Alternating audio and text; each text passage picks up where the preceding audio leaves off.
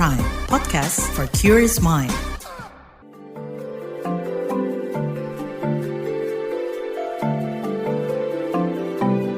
Saga, cerita tentang nama, peristiwa, dan fakta.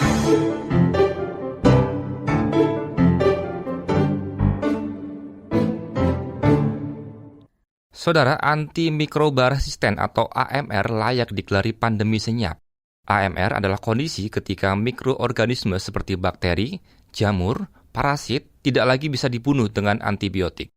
Angka kasus AMR sudah di titik mengkhawatirkan dan diproyeksikan bakal makin mengganas jika tidak dimitigasi.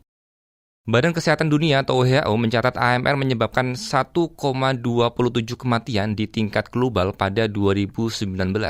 Angka ini diperkirakan bakal membengkak menjadi 10 juta kematian pada 2050. Bayi baru lahir menjadi salah satu kelompok rentan dengan risiko kematian tinggi jika terinfeksi bakteri resisten. Meski demikian, pemahaman dan kesadaran tentang ancaman AMR di kalangan medis, apalagi masyarakat, masih rendah. Jurnalis KBR Heru Haitami berbincang dengan orang tua anak korban AMR, para pakar, dan pemerintah tentang ancaman nyata bakteri resisten. Desember 2 tahun. Masih keinget banget lah gitu loh terakhir dia. Nah, terakhir yang Desember bulan yang punya arti tersendiri bagi Sri Wahyuni. Hatinya diliputi suka karena Simfoni, putrinya berulang tahun. Pada 2024 ini, anak ketiganya itu berusia 2 tahun. Namun kebahagiaan Yuni juga dilekati rasa getir.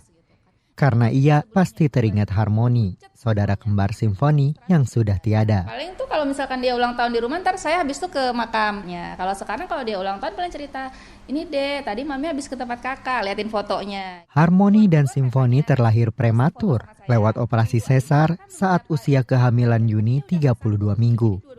10 hari di ruang perawatan intensif untuk bayi baru lahir NICU, kondisi Simfoni stabil sehingga boleh dibawa pulang.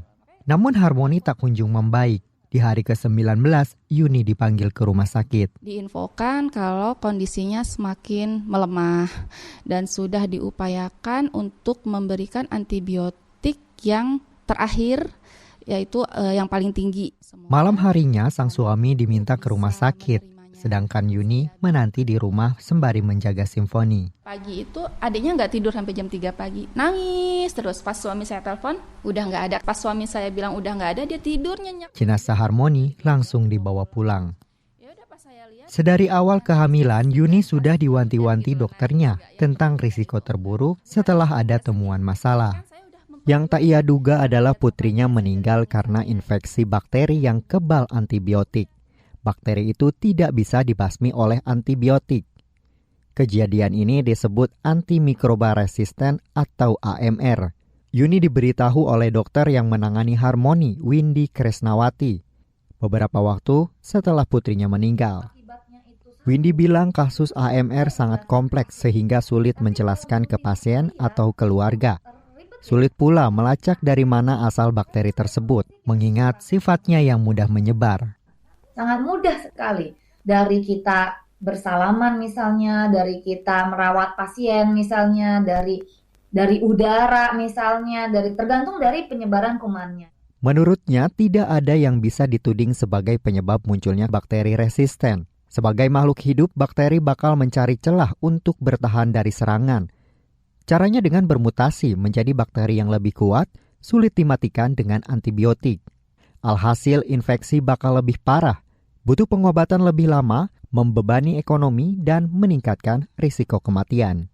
Resistensi antimikroba AMR terjadi karena penggunaan berlebihan atau overuse dan penyalahgunaan atau misuse antibiotik.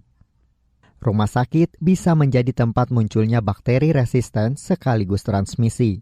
Bahwa kita kalau dirawat di rumah sakit, pasti ada kemungkinan kita kena AMR. Karena kuman rumah sakit tuh gila banget. Dimanapun, di ruang manapun ada penggunaan antibiotik, di situ ada risiko AMR. Dirjen Mutu Pelayanan Kesehatan Kemenkes Yanti Herman menekankan, pengendalian AMR di rumah sakit sebenarnya sudah diatur melalui Peraturan Menteri Kesehatan sejak 2015. Namun implementasinya lambat karena banyak rumah sakit belum siap. Problem kian kompleks dengan datangnya pandemi COVID-19. Apalagi pas kemarin COVID kan sembarangan kan ngasih antibiotik karena kan kita nggak ngerti nih ngobatin ya kan? Artinya masih menyisakan PR AMR juga gitu loh di sana.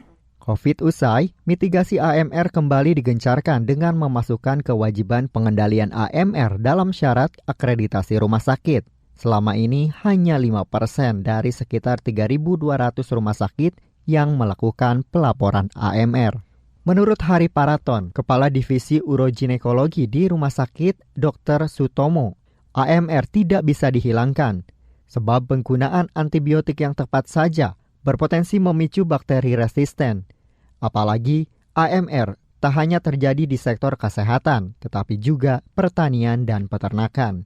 Karenanya, semua pihak harus mau berkontribusi mengerem penggunaan antibiotik. Gunakan antibiotik secara bijak supaya nggak berlebihan. Dengan demikian nanti akan prevalensinya akan turun dengan sendirinya.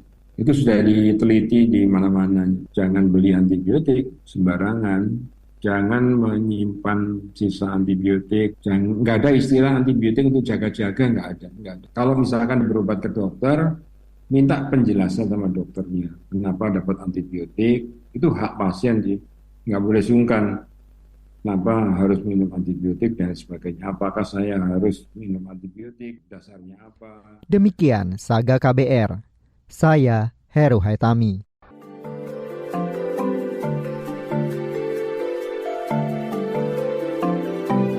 Saga, cerita tentang nama, peristiwa, dan fakta.